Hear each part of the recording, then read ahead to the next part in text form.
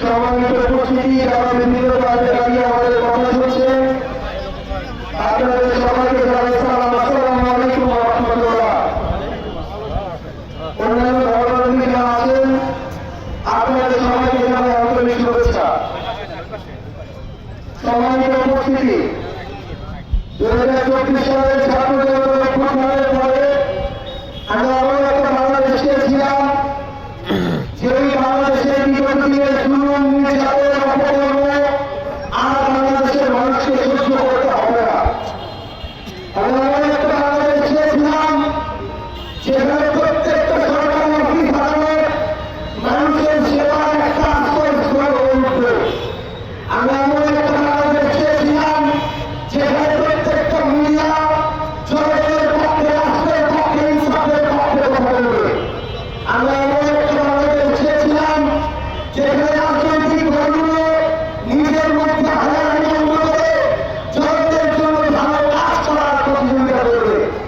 কিন্তু আমরা দেখলাম 24 জুলাই অভ্যুত্থানের পরে আবার সেই পুরো রাজনৈতিক প্রতিযোগিতা, আবার জাতীয়তার স্বার্থ, দেশের মানুষের যে স্বার্থ, সেই স্বার্থের আগে দলীয় স্বার্থ, ব্যক্তিগত, গোষ্ঠীগত, প্রাতিষ্ঠানিক স্বার্থ হারানো করা শুরু করলো।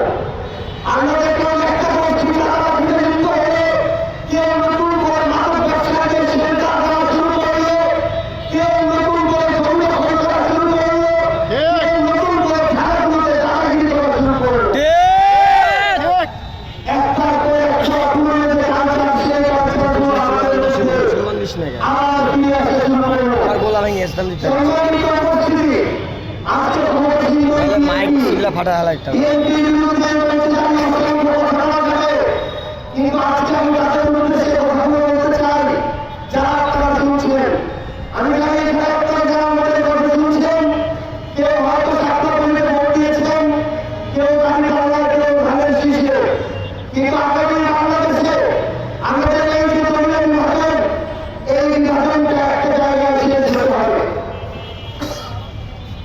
আমরা বিশ্বাস করি আগামী আমাদের যে লড়াই, এই লড়াই মার্কা লড়াই হবে না, এই লড়াই হবে নেতা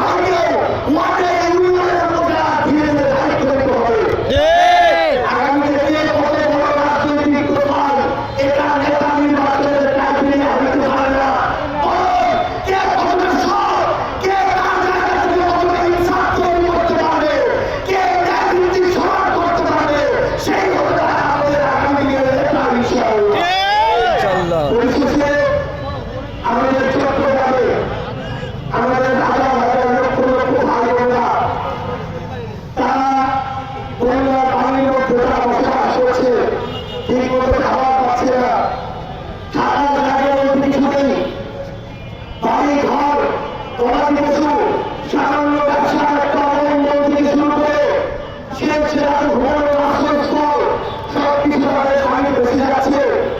আমরা বাংলাদেশ সরকারকে অনুরোধ করবো, প্রত্যেকটা রাজনৈতিক দলকে অনুরোধ করবো, এখানে দলাদলি কিছু নাই, ভেদাভেদের কিছু নাই, দল পার্টি নির্বিশেষে সবাই মিলে একসাথে আমাদের দৌড়াত্ম ভাইয়ের জন্য আমরা কাজ করুন।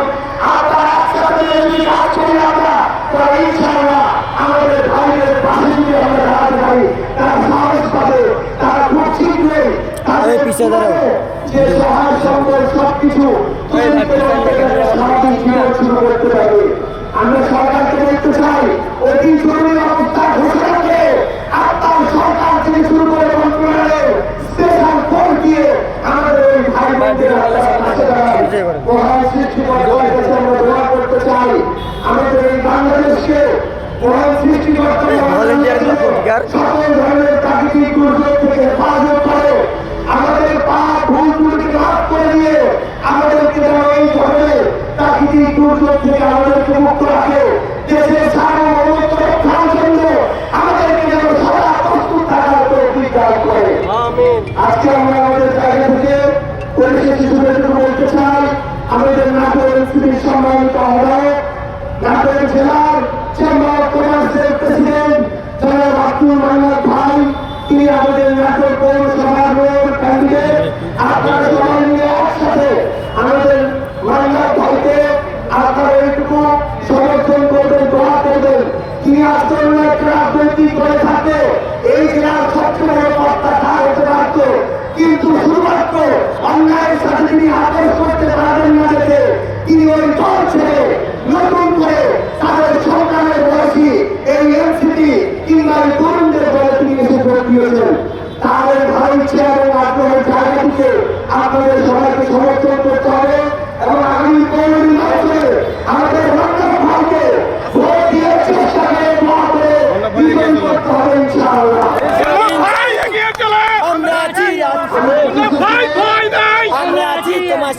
আমার বক্তব্য এখানে শেষ করছি। তবে আমাদের কুড়িগ্রাম জেলা শেরের মাননীয় সংসদ সদস্য ডক্টর আতিক মোল্লার এমপিকে অনুরোধ করবো, আমাদের যারা লক্ষ লক্ষ গণমাত্র ভাগ রয়েছেন, অসহায় দিন যাপন করছেন, তাদের জন্য জাতীয় নাগরিক পার্টি এনসিপির পক্ষ থেকে দোয়া করার জন্য এবং করার জন্য